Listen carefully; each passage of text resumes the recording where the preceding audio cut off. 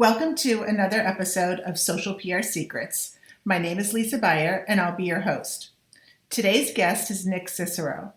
At the time of this interview, Nick was invited to be a guest of my social media management class at University of Florida. At the time of this interview, he owned an agency called Del Mondo, and they were on the forefront of everything Snapchat for brands. We talk about Snapchat analytics and how to measure an ROI. Enjoy the episode with Nick.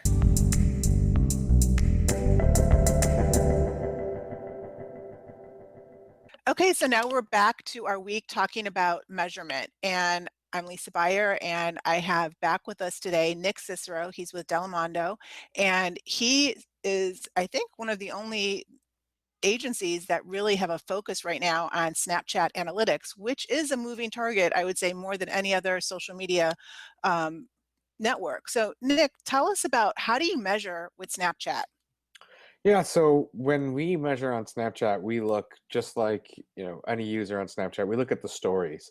And so when you create content as a person or as a brand or whoever, you're telling really awesome stories, and it's almost like the beginning and the end of a book, and it has chapters all along the way.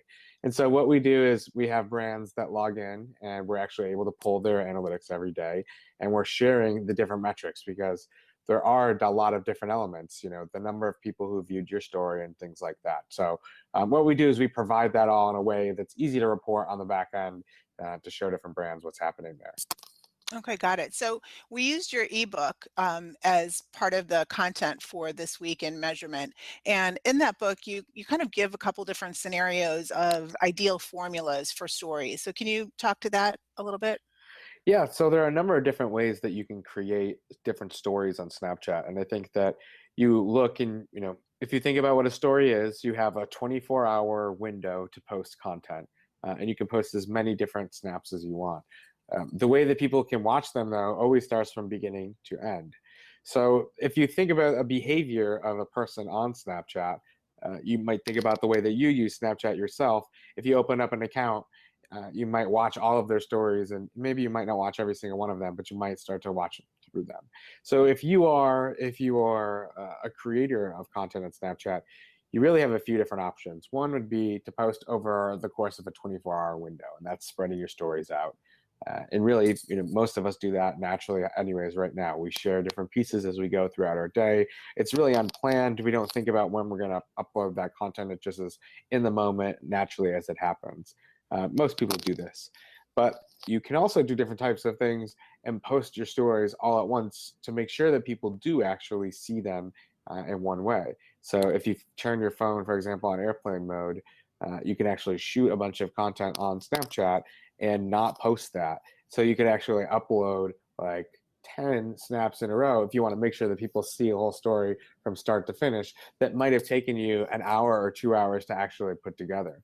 So that's one great way to actually can put all of your pieces together before you let everybody see them. Ooh, I like that one. What other hacks can you share with us? I think Any? that's probably the best one for right now. But in terms of that, like if you think about how that impacts somebody, when somebody comes on Snapchat, not everybody is on every single hour of every day. I think that you do have to know your audience, and so uh, you know, while what we do have and what we are seeing more of is, uh, you know, people who are adding a lot more friends, they are having to compete with other accounts. I guess people follow more accounts. There's more noise in the news feed, or more noise in your story feed. And so you have different ways, and you want to look at different approaches for that. Any third-party apps that you could recommend that if you wanted to, let's say, use images from your camera roll or any other third-party hacks that or apps, sorry, that you could recommend or that you like or don't like? No, I don't really recommend people do a lot of uploading with the third-party apps. I think that Snapchat has come out and said that they don't really like those as well. There are some different ways that you could, think about things like, maybe taking a photo of an iPad or taking a photo of another phone. Some phone cameras have pretty good quality of these images, and so you are able to actually go in there and you can create a piece of content that would be really good. So that's really popular. Okay, that's a good one. And so as far as I'm just going to use this for example. So the White House joined Snapchat, and I wanted to, and maybe this is just what you were talking about, I wanted to be able to show that as an example of their story, their 24-hour story. So what I did is I just literally like took my phone to another phone and took a video of the story because I couldn't figure out any other way to do it.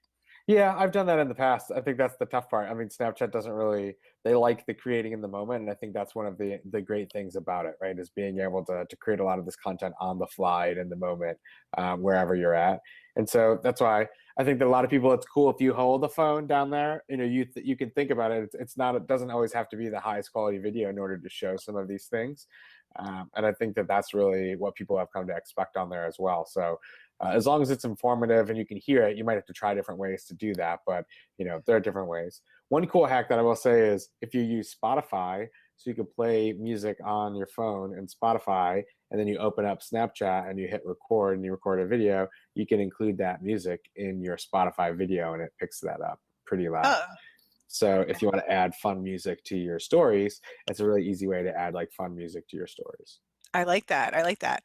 So I come from also the search marketing world, and I can just see Snapchat right now. Everybody's talking about it, and it is probably going to drive them crazy because this is not going to show up in Google. This is not something that is easily measured with search engines. So how do you recommend even promoting Snapchat offline Snapchat? So, an obvious would be to put your Snapchat handle in your, let's say, Twitter profile. But how else do you see brands doing it? And what do you think the search marketing industry is going to, how can they embrace this?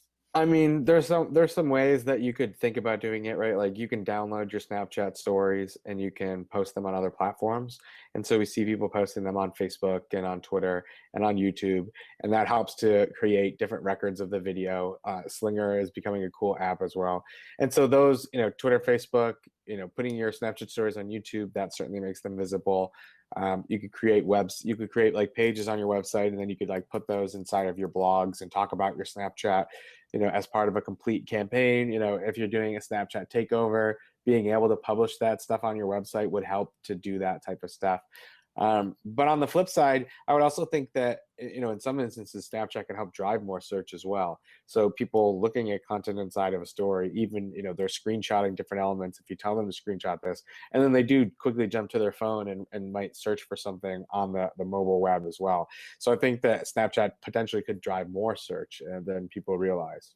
Yeah, good point. I mean, the unfortunate part, just like Instagram, is we don't really have that ability to put a link in our Snapchat profile like we do for Twitter or Facebook. Yeah. So any other tips on analytics, and are you going to be coming out with any more ebooks or reports for your? I think that we'll be coming out with some more reports and research for people very soon. We're definitely working on that. In terms of analytics, I would tell the most important thing for people to think about, like one, they can look at consumption over followers. And so I know that people always get concerned about people that are adding them, but if all these people are adding you and they're not watching your stories, what does it really matter? And so I think that you need to look at the number of people who are, and it's not that difficult, right? You quickly open up the app, you can tap the three dots and you can jump down and you can see all of your views. Snapchat shows you that. And it can give you a quick high level of, if you're creating content, who's watching that? Are a lot of people, are there not a lot of people watching that? If you do want to go more in depth, obviously there's, looking at videos, there's a lot of views that have taken that into account. And so I do think that there are other ways that, some brands want to get more in depth, or media companies that are making a lot of content, or influencers that are doing that as well. But if you're just somebody who's starting out in Snapchat, just quickly take a look at the people who are watching it. Don't overpost. Try to figure out, like, I see good snaps between 5 to 12 snaps per day, and you can get started, and then take a look and see how many people are watching that. And if you post too much and people aren't watching as much, maybe you want to dial back and look at different ways to do that. So I think that's, if you're just a beginner, quickly looking at that first number and seeing about how many people have opened your stories is a good way to test if your audience is growing or not. And so basically it's quality still over quantity. Of course. Yeah. And is there a certain, do you have to create stories every day? Do you have to be live on Snapchat every day, or from a brand standpoint, is a couple times a week? I mean, is there any sweet spot in that yet?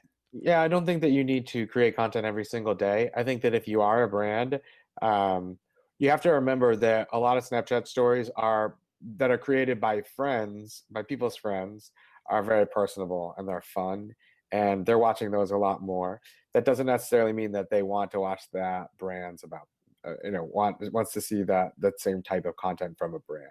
And so I do think that if I were a brand, and the brands that we've worked with in the past, like Jolly Rancher and others, um, we've looked at creating like a channel strategy, which says, hey, every Monday or every Wednesday, you might want to come to the Jolly Rancher Snapchat account to check this takeover, and then maybe promote it the day before or a few days leading up to it, and really make the one focus of one quality story a week. And so you can experiment with different ways. So no, I don't think that a brand needs to post every single day, but I do think that maintaining some type of consistency is really what's going to help grow. And as of right now, there's really not a platform like a Hootsuite or Buffer or Snapchat is native Snapchat, right? Yep. So I you mean, have if to more actually than one, create the content. Yep. right, right, which is awesome, Yeah. which was what makes it awesome. Well, All that's right, why. Nick, great. Yeah. Go ahead. Well, I mean, that's why we do see more brands, turning to influencers on Snapchat, especially, right? Because they have the ability to produce this content at a better quality than oftentimes like a social manager inside of a company might, because they're more native and they understand the platform and they have more experience. And so I think that hopefully that's what we'll see more brands do in 2016. I agree. And, I think if you haven't actually experienced Snapchat, which I'm sure everybody that's watching this has, but for marketers that are not in college right now, maybe it's slightly intimidating, but I mean, Snapchat is super easy, super fun. And I mean, it really is the raw social media. Right. Yeah. All right, Nick. Well, thank you so much. And any other publications you can recommend besides your own newsletter for the students to follow and learn from? Snapchatstrategy.com by my friend Ben is a pretty good resource as well. So it's a Medium collection of a bunch of different articles. I have some up there. A lot of other people have stuff. So there are a lot of interesting points of view in all different ways. Some are good.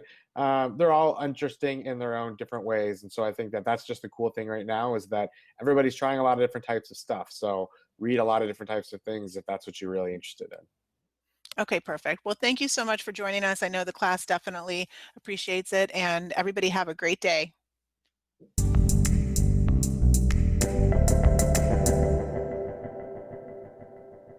Thank you for listening to this episode of Social PR Secrets. If you like what you heard, check out the book on Amazon or follow our blog at socialprsecrets.com. This episode was sponsored by the Buyer Group, a social PR agency striving to keep our balance in the digital world, practicing public relations, social media, and search marketing, while occasionally drinking a glass of wine or two for the best creativity and results. Thank you all for tuning in. If you would like to get a free chapter of Social PR Secrets, go to socialprsecrets.com/free.